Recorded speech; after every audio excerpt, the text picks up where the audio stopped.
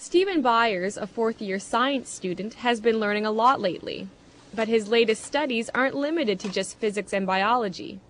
Byers is learning about Islam, a religion he's recently embraced. Like a brief illustrated guide to understanding Islam. About 5 years ago, Byers couldn't have pinpointed what belief system he followed. He was raised a Christian, but Byers remembers feeling let down by his faith when bad things happened in his life.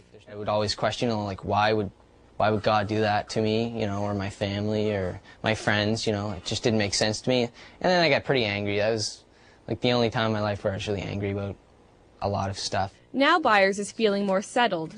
This past spring, he was encouraged by some friends to learn more about Islam. What he found was a belief system that, he says, was a perfect match for his logical mind.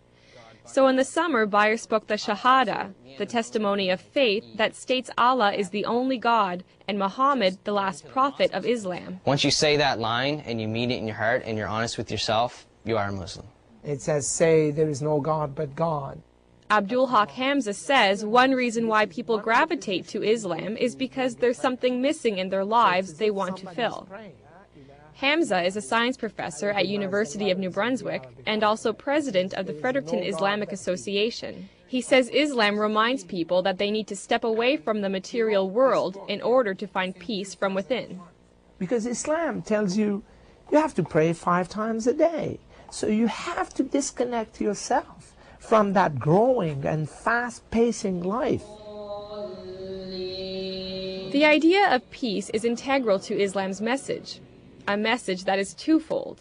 First, a Muslim is called to submit to God, and then through that submission comes peace. Hamza says the only way to achieve peace outside is to achieve peace inside, through the will of God. It's like a glowing piece of coal.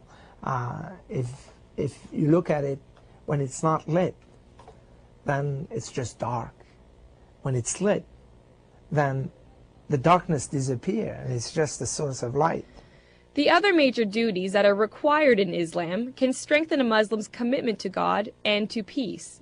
They include praying 5 times a day and reading Allah's Book of Revelations, the Quran, fasting in daylight hours during the lunar month of Ramadan, giving to charity, and, if you have the money, taking a pilgrimage to the holy city Mecca at least once in your life.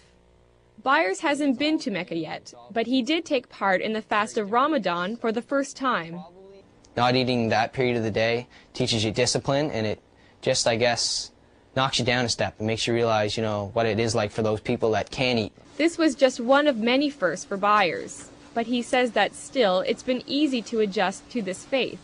That's because he feels the fundamental values of peace, charity, and goodwill were already a part of his character.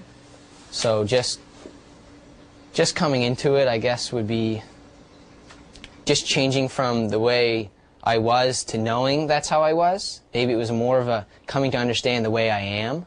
Islam is what is with you all the time. You were born with it. It's, in Arabic we call it fitra.